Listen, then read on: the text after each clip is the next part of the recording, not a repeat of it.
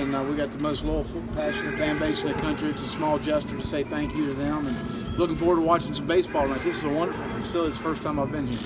Well, what's the schedule for the kids now? The school's about to wrap up in a couple of weeks. Finishing schools this week, got exams starting next week, and then we'll have, we've probably got about 20 or so guys doing internships in May. We got some other guys that are going to just stay on campus, and we got some other guys taking some classes.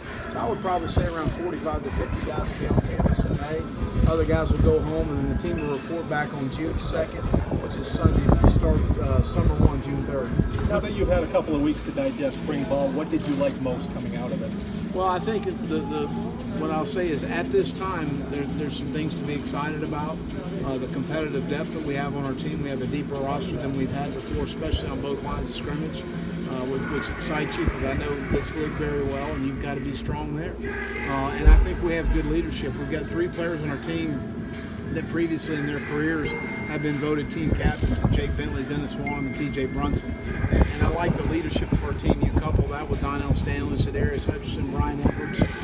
We've got some good leadership within our program. Well, you mentioned that summer enrollment. Have you gotten a word on Cam Smith and Tyquan Johnson? Yeah, Cam's been cleared and still waiting on the other guys. And what about Eldridge Thompson? Can you work with this? I have not gotten it all on the situation. We feel very optimistic.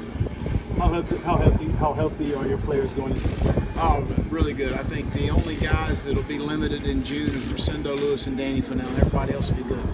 At what point can you tell how much progress is made in spring when you get into fall camp? When will you know what that Well, I think, as I said earlier, at this time, there's a lot to feel good about, but we've still got to finish out April.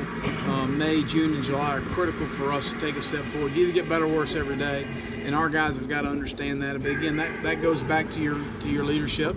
It goes back to your competitive depth. The guys know they've got to work hard and put themselves in position to be successful. Coach, as you go on this tour, I know you've got a lot of success recruiting. You guys have a very tough schedule. How are you selling success this year with such a tough schedule coming up? It's tough every year. Success to us is winning our state and winning the East. That gives you an opportunity to play in the college football playoff, and that's what our expectation is in our program. But our schedule is difficult every year. I don't understand why everybody's making a big deal out of it. It's hard every year. Well, have you gotten word on Max Ayama? Has he We have not got any clearance on him. Still waiting on word there. And also, now the school is finishing up. Any more guys decided to put their name in the transfer portal?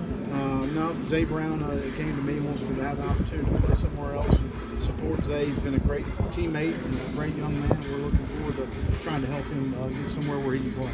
You alluded to it at the start, but could you just reiterate this tour and its purpose?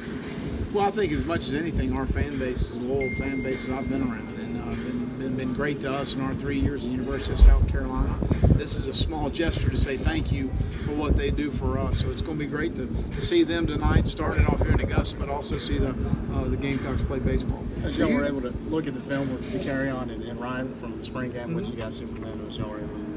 Well, I don't know that, again, there's not enough separation at that position as far as naming a second guy at this time. But I think both of them bring really good things to the table. I think both guys progressed extremely well. To carry on from year 1 to year 2, and Ryan, being a high school senior coming in mid-year, just really nice things. Well, do you prepare for these events in terms of trying to anticipate what fans might ask you the questions? No, at the end of the day, talking about our football team, I ought to be able to answer questions all right. So, again, our fan base is outstanding, so supportive of us, and we really appreciate that. Do you always expect to get some strange questions? Every now and then, but that's all right. Depends on how much booze they've had. How much does the way the recruiting calendar is now and official business, guys being able to do this now, with the current evaluation period, does it change anything with y'all and how you approach that, or is it just? It makes for a long week for the assistant coaches because they're on the road all week, and then they've got official visits on the weekend, which is a 48-hour time period. We're able to have a young man on campus. We start some of that this weekend and carry that through spring. But it is what it is. I thought we've done a really good job with the spring visits. I think we've been very productive as far as it's concerned, as far as the young men that we've brought in on campus in those situations, and been able to sign them on signing day in either December or February.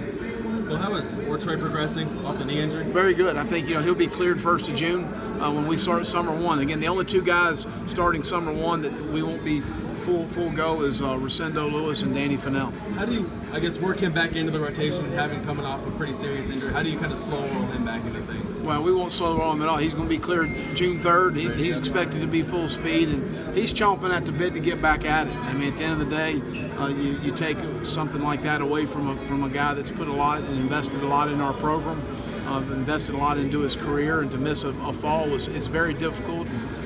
Mentally handling that, I thought he handled it well. Coach, we're just 2 days away from the NFL draft, and last 2 years only one Gamecock's been picked, and Hayden last year, but with your impact on the program a few years in, there's obviously a lot more numbers that are going to go off the board this year. Do you have plans for it, and what's the advice you give your players as they enter this process? Well, at the end of the day, your tape is your resume, how you've handled yourself, and I've gotten so many positive reports on how our guys have handled themselves and all the draft situations as far as the teams, the trips they've made. And I'm really excited for those guys for the next opportunity they're going to have.